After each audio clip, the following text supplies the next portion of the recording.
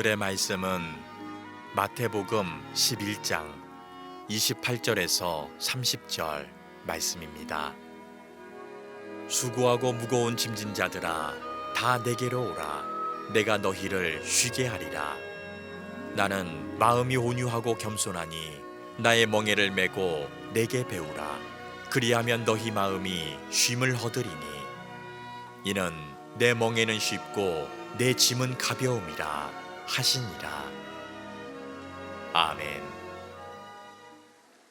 미국 샌프란시스코에 가면 밀레니엄 타워라고 하는 아주 유명한 아파트가 있습니다. 높이가 197m에 이르고 층수로 하면 58층 정도 된답니다. 이 아파트는 유리창 너머로 그 아름다운 바다가 보이고 샌프란시스코의 명물인 금문교를 딱 볼 수 있는 위치입니다. 얼마나 대단하면 CNN이 선정한 세계 10대 가장 고급스러운 건축물 중에 하나로 뽑히기도 했습니다. 뭐 이런 외관뿐 아니라 그 안에 편의시설을 보면 극장도 있고 뭐 없는 게 없는 그런 아주 잘 갖춰진 그런 아파트인데, 이 아파트가 분양할 때 화제가 많았습니다. 2009년도에 분양할 때 미국의 전 세계 부자들이 수백만 달러를 주고라도 이 아파트를 사겠다고 해서 경쟁률이 굉장히 높기도 했습니다. 엄청난 높이, 또 아름다운 외관, 그리고 그 안에 편리한 편의시설. 사람들은 이 아파트가 아주 오랫동안 샌프란시스코를 대표하는 명물이 될 것을 전혀 의심하지 않았습니다. 그런데 이 아파트가 입주한 뒤에 조금씩 이상한 기운이 감돌기 시작합니다.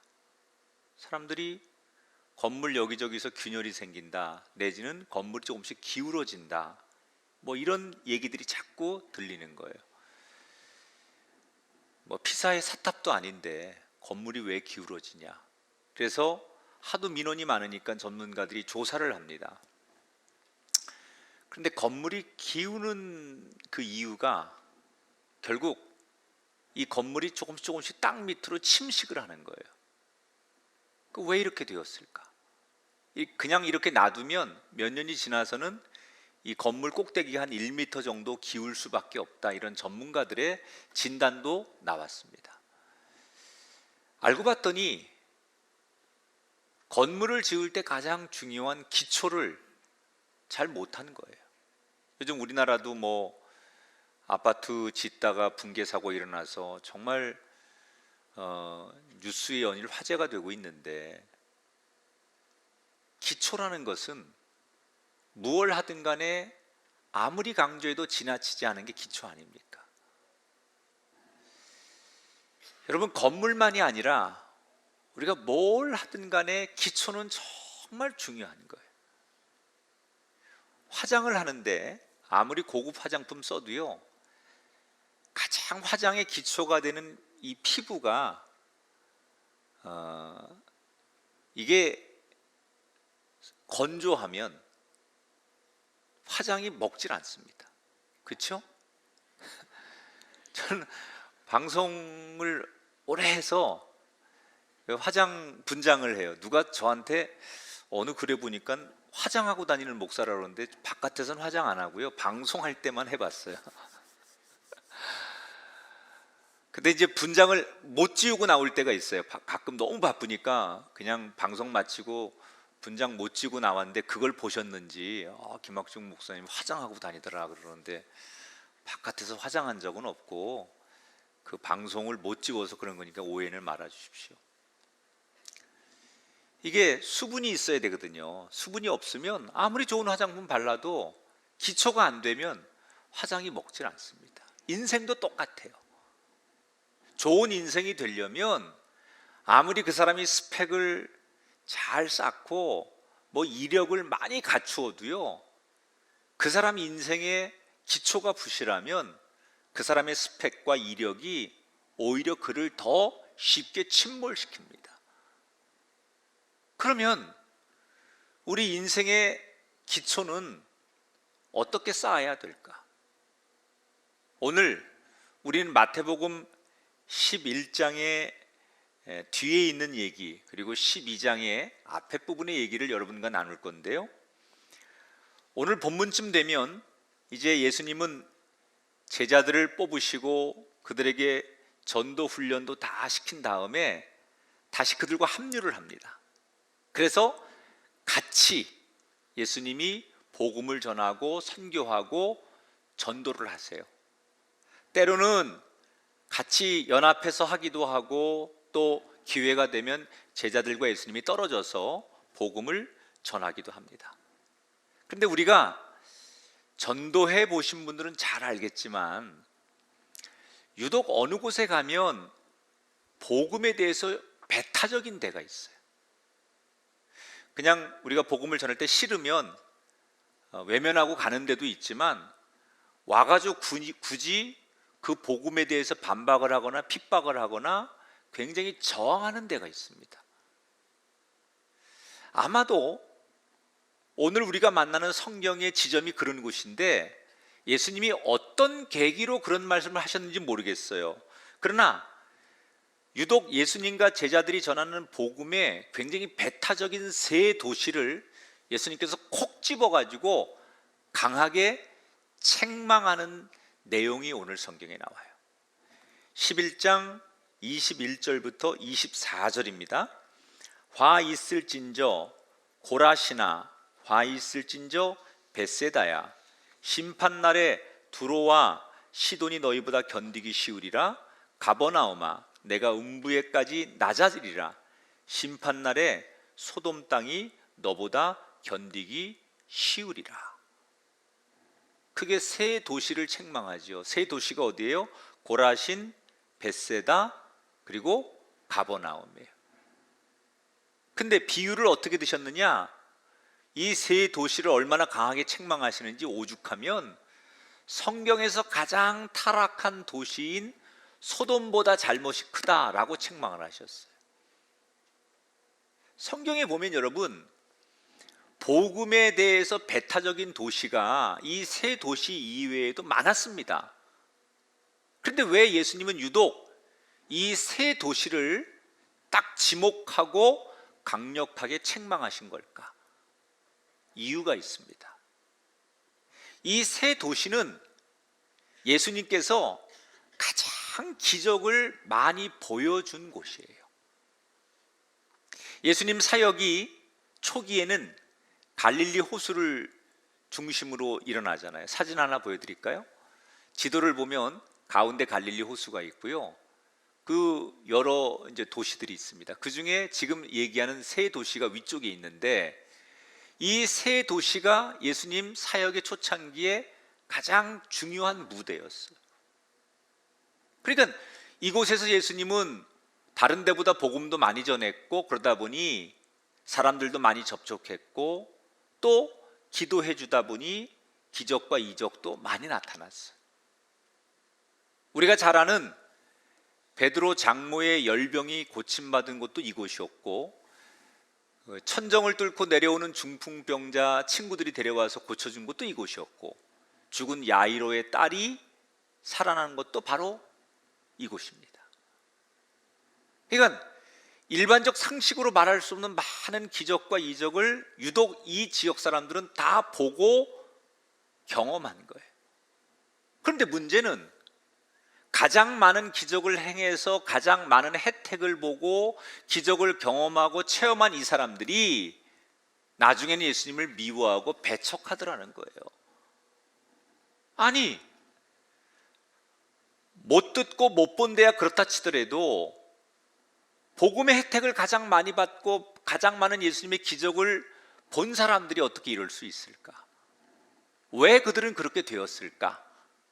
여기 아주 중요한 영적인 포인트가 하나 있어요. 한번 따라 합시다. 익숙함 때문입니다. 뭐라고요? 익숙함. 자, 이 세 도시 중에 가장 큰 도시가 가버나움이에요. 가버나움은 갈릴리 호수를 대표하는 가장 큰 도시입니다. 예수님은 이곳을 그 베이스 캠프로 항상 삼으셨죠. 멀리 전도 나가셨다가 돌아오면 가버나움으로 돌아오셔서 여기서 다시 쉼을 얻고 다시 또 나갈 수 있는 차비를 가지고 또 나가고, 그래서 이 가버나움은 예수님에게 사역의 초창기의 베이스 캠프 같은 곳이에요. 그러니 이 가버나움이라는 도시에서 얼마나 많은 기적이 일어났겠어요.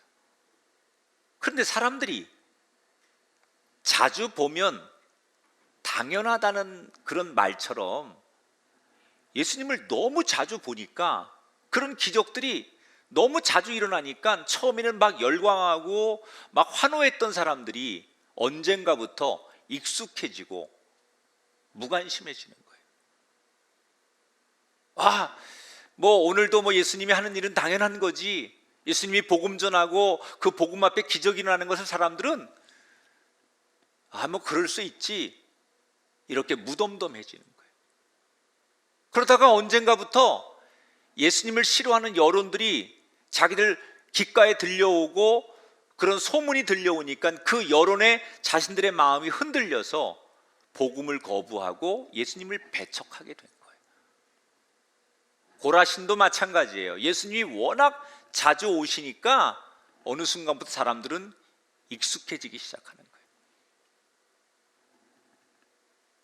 벳세다라는 곳은요, 예수님의 제자 가운데 베드로, 안드레, 빌립, 이 세 사람의 고향입니다. 이 세 제자는 예수님을 모시고 자신의 고향에서 전도와 복음 사역을 했겠지요. 그런데 놀라운 일이 일어날 때마다 사람들은 처음에 놀라다가 자기들이 알고 있는 상식에 기반해서 이런 생각을 합니다. 야, 저 시몬, 쟤 네 집 아들 아니야? 쟤 어릴 때부터 어떻게 컸는지 우리가 다 잘 아는데 쟤가 저런 거 할 능력이 없는 앤데, 쟤가 저런 거 할 만한 그런 애가 아닌데, 아이 저거 다 쇼야, 가짜야, 내가 쟤를 너무 잘 아는데, 이런 익숙함 때문에 베드로, 안드레, 빌립이 과거의 그들이 아니라 새로운 모습으로 나타났음에도 불구하고 내가 알고 있다라고 하는 익숙함 때문에 지금 눈앞에 펼쳐지는 그들을 인정하기를 거부하고, 더 나아가서 그들의 스승님까지도 한통속이라고 생각하고 거부를 하는 거예요. 그러니까 익숙함이 슬금슬금 그들에게 스며들면서부터 언젠가부터 예수님의 손길을 무시하게 되는 거예요. 그 익숙함이 굳어지니까 예수님의 기적을 보고도 사람들은 믿지 못하는 그런 때가 오기 시작한 거예요. 여러분, 익숙함이라는 것은 참 좋은 거예요. 그런데 이 익숙함이 독이 될 때가 있어요. 바로 오늘 성경에 해당하는 내용이에요. 예수님께서 그런 익숙함으로 복음이 들려도 받아들이지 않고 기적을 보고도 믿지 않는 그 세대를 향하여, 그 도시를 향하여 책망하는 강력한 음성이 2000년 전의 세 도시에만 있었던 것이 아니라 오늘 그 이야기가 세월을 넘어 오늘 우리의 공간에 들리는 것 같아요. 저는 처음에 그렇게 뜨겁게 예배하고 기도하던 성도들이 시간이 지나면서 점점점 그 교회 예배와 은혜가 익숙해지자 당연한 것을 구경하듯이 습관적으로 예배하는 분들을 너무 많이 봤어요. 또 오랫동안 봉사하다 보면 그 봉사의 가치라든지 봉사의 의미보다는 그 봉사에 익숙해지다 보니까 새로운 걸 봐도 심드렁하고 심지어 거부하고 봉사의 가치를 전혀 느끼지 못하는 성도를 많이 봤어요. 익숙하면 편하지요. 그러나 그 편리함이 내 삶의 기초가 되고 전부가 되면 결국 예수님의 음성을 듣지 못하는 독이 됩니다. 여러분, 우리에게 예수님의 음성을 듣는 것만큼 중요한 게 없는데 그것을 가로막는 장벽이나 그것을 가로막는 또 다른 장애물이 된다면 익숙함은 우리를 편리하게 할지는 모르지만 그 익숙함이 결국 우리를 영적으로 메마르게 만드는 거예요. 그럼 우리는 이 익숙함을 이겨내려면 어떻게 해야 될까? 오늘 예수님은 제자들에게 이렇게 유명한 말씀을 남기세요. 28절 29절을 다 같이 한번 읽어보겠습니다. 수고하고 무거운 짐진 자들아 다 내게로 오라. 내가 너희를 쉬게 하리라. 나는 마음이 온유하고 겸손하니 나의 멍에를 메고 내게 배우라. 그리하면 너희 마음이 쉼을 얻으리라. 굉장히 유명한 구절입니다. 그런데 우리는 이 구절을 유독 쉬는 것에만 너무 초점을 맞춰요. 근데 정작 예수님이 강조하는 것은 쉼을 얻어라 이 얘기보다는 뒤에 말씀을 강조하는 거예요. 한번 따라 합시다. 내게 배우라. 인생의 무거운 짐을 벗으려면 진정한 쉼을 누리고 싶다면 해야 될 게 있는데 그게 뭐예요? 새로운 마음으로 예수님께 나와서 날마다 예수님을 배워야 된다는 거예요.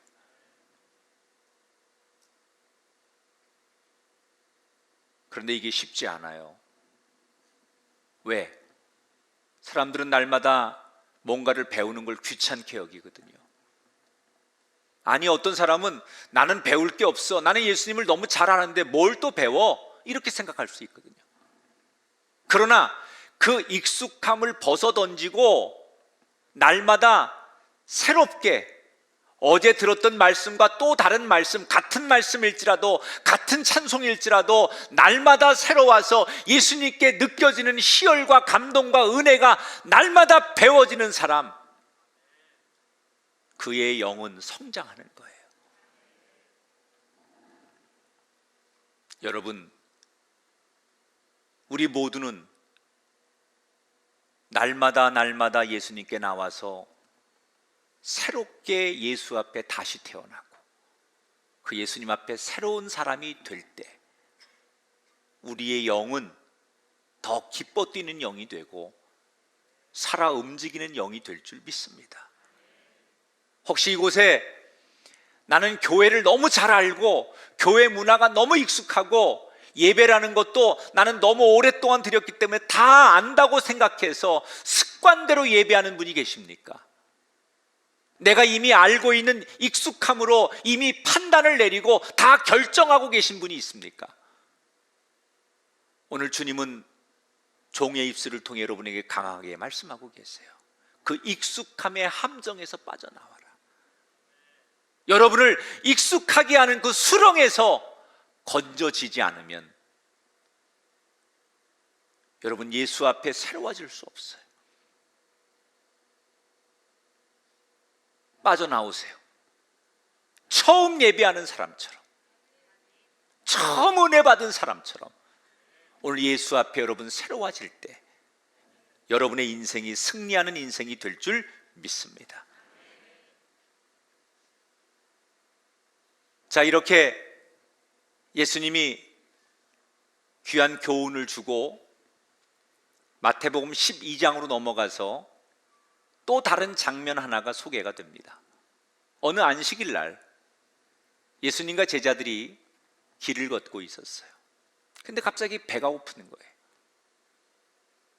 우리는 예수님이 사역하던 그 시대를 상상하면 굉장히 낭만적인 상상을 많이 하는데 현실은 정말 배고프고 가난하고 고생하는 사역이 예수님과 제자들의 사역이었죠.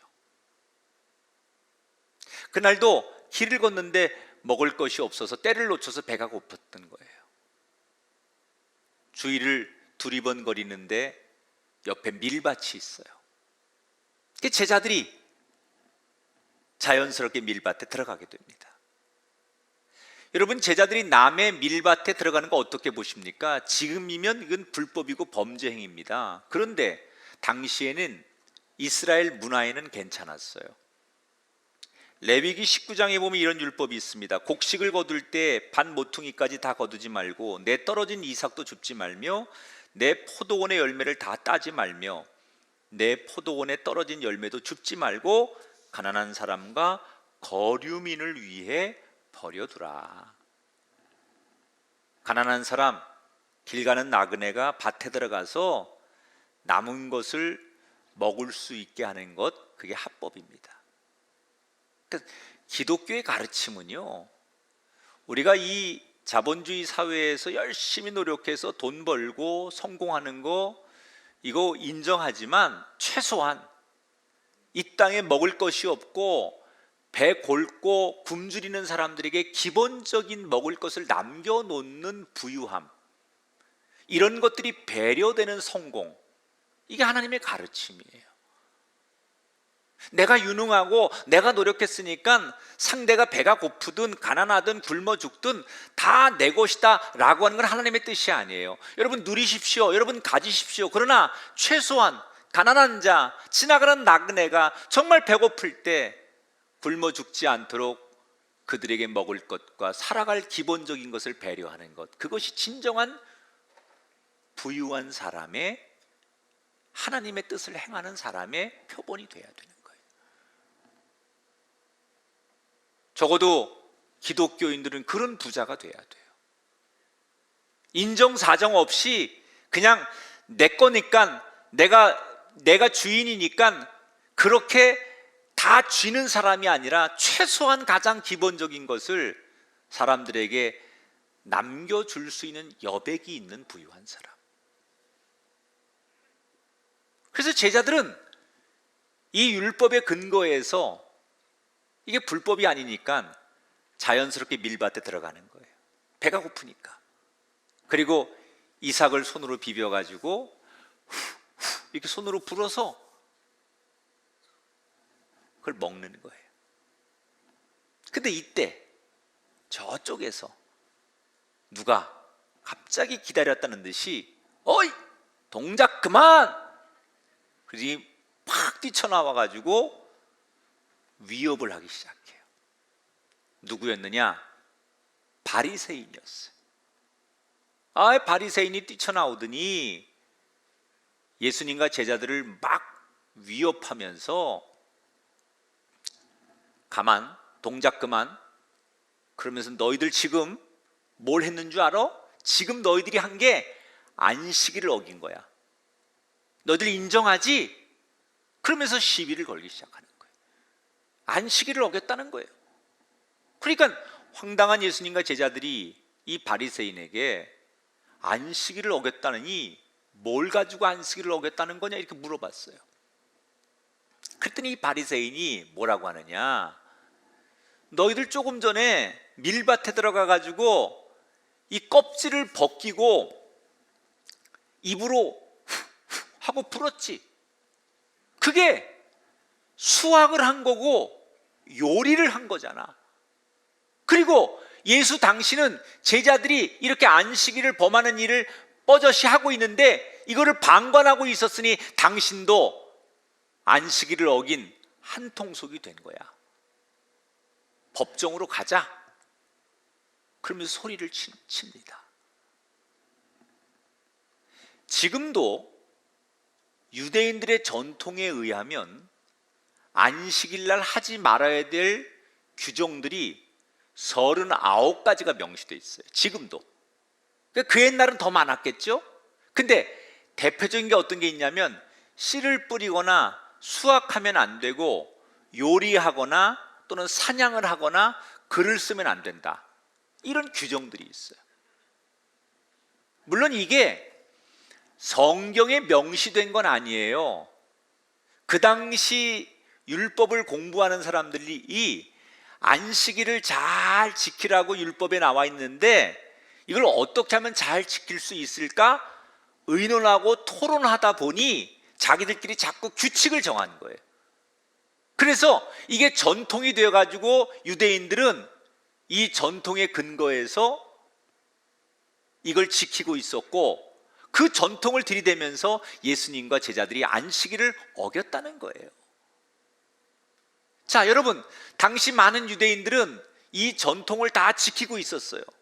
그러니 예수님과 제자들을 법정에 데려가서 이 사실을 그대로 얘기하면 많은 사람들은 예수님과 제자들이 안식일을 어겼다고 이야기할 거예요. 꼼짝없이 제자들과 예수님은 궁지에 몰리게 되었어요. 제자들은 이 궁지에서 어떻게 빠져나가야 될지 방법이 없습니다. 이때 예수님께서 제자들을 대신해서 기가 막힌 대답을 하세요. 자, 12장 3절부터 5절입니다. 다윗이 시장할 때 제사장 외에는 먹어서는 안 되는 진설병을 먹지 아니하였느냐? 또 안식일에 제사장들이 성전 안에서 안식을 범하여도 죄가 없음을 너희가 율법에서 읽지 못하였느냐? 두 가지 대답했어요. 첫째 뭐라고요?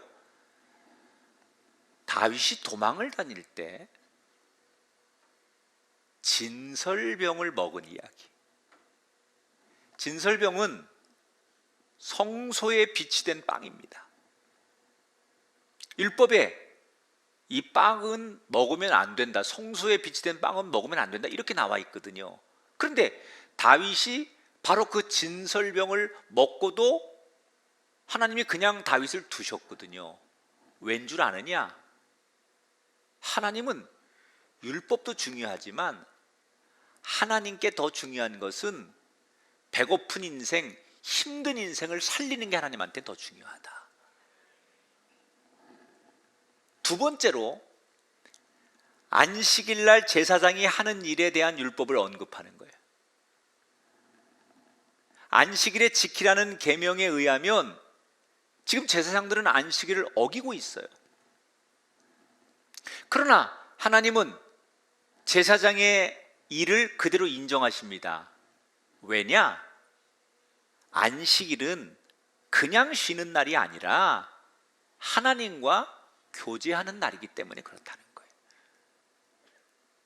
자, 이 두 가지 얘기로 안식일을 어겼다고 벅벅 우기는 바리새인을 예수님께서 제압하시는 거예요. 그런데 이 바리새인의 의견을 제압하는데 뭐가 동원되는 거예요? 지금 성경의 이야기가 동원되는 거예요.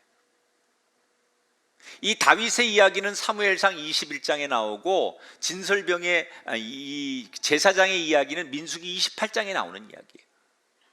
여러분, 예수님은 성경에 나오는 두 가지 이야기를 통해서 바리새인들이 가지고 나온 자기들의 논리, 세상의 논리, 사람의 학식을 정면으로 단호하게 돌파하신 거예요.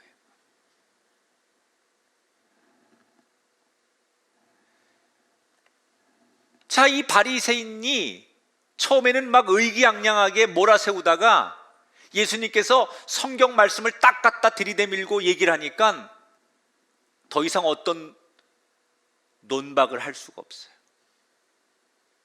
그래서 아무 소리 못하고 이 바리새인이 물러나는 것으로 오늘 성경 이야기가 끝이 나요. 저는 바리새인들이 전통으로 가지고 있는, 종교 지도자들이 가지고 있는 그들의 가치, 이게 어떻게 만들어진 거죠? 당시에 최고의 똑똑한 석학들이 모여서, 지성인들이 모여서 권력과 함께 이게 제도적으로 만들어진 거예요. 원래 규정이라는 게 똑똑한 사람들끼리, 뭐 신학자들이나 또는 지성인들이 모여가지고 자기들 머리로 만들어낸 게 규정 아닙니까? 그런데 이 규정을 당시의 권력자들이 권력의 힘에 넣어서 이 규정을 지키자라고 하니까 이게 또 다른 하나의 사람들에게 지켜져야 될 법이 되는 거예요. 최고의 머리, 최고의 권력, 다수의 지지를 얻은 규정일지라도 그것이 영원한 진리인 하나님 말씀 앞에서는 아무것도 아니라는 것을 여러분 느끼십니까? 제가 드리고 싶은 얘기가 그거예요. 우리가 인생을 살다 보면 고민도 되고 선택의 갈림길에서 답을 찾아야 할 때가 있어요. 그때 우리는 무엇을 기초로 우리 인생의 답을 찾아야 할까? 어떤 사람은 똑똑한 사람들에게 찾아가서, 전문가들에게 찾아가서 인생의 답을 구합니다. 그런데 어떤 사람은 오직 하나님의 말씀, 성경에서 답을 구합니다. 우리 삶의 기초가 날마다 답을 구하는 인생이 돼야 한다면 어디에서 답을 구하는 인생이 돼야 하냐는 거예요. 사람의 논리입니까? 아니면 성경의 말씀입니까? 오늘 예수님은 너희들의 논리 대신 성경의 답을 보라고 말씀하십니다. 내가 볼 때 완벽한 것 같은 답이고 논리고 다수가 그렇게 이야기를 해도 성경이 아니라면 아닌 거예요. 내가 볼 때 말도 안 되는 얘기고 답이 될 수 없는 얘기고 소수가 인정하는 그런 얘기일지라도 성경이 그렇다면 그런 거예요.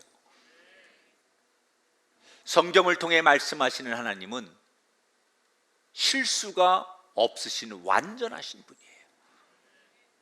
그 완전하신 분이 성경을 통해서 우리에게 가르쳐 주시고 갈 길을 밝히 보여주시고 우리에게 말씀하신다면 우리는 성경에서 답을 찾는 우리 인생의 기초를 놓는 사람이 되어야 할 줄 믿습니다.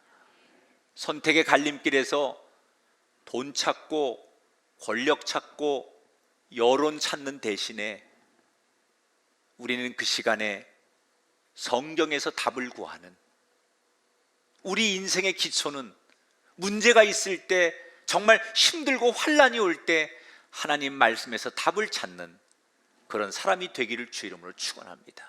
저는 그런 인생이 기초가 든든한 인생이라고 생각해요. 모래 위에 지은 집, 그것은 사람들의 논리를 따라가는 거예요. 그러나 반석 위에 지은 인생은 하나님의 말씀을 따라가는 거예요. 오늘 예수님이 지명한 이 세 도시 사람들처럼 무너지는 인생이 아니라 끝까지 살아서 쓰임받는 인생이 되기를 원하신다면 익숙함을 깨트리십시오. 그리고 내 논리가 아닌 하나님 말씀의 논리 안에 나를 늘 비추고 거기서 지혜를 구하십시오. 이것이 기초가 되면, 이 기초가 든든한 사람은 무슨 일을 만나도 날마다 걸어가는 인생 속에 승리가 있을 줄 믿습니다. 저와 여러분의 인생 속에 이 말씀을 붙들고 승리자가 되시기를 주님의 이름으로 축원합니다. 영상을 보겠습니다.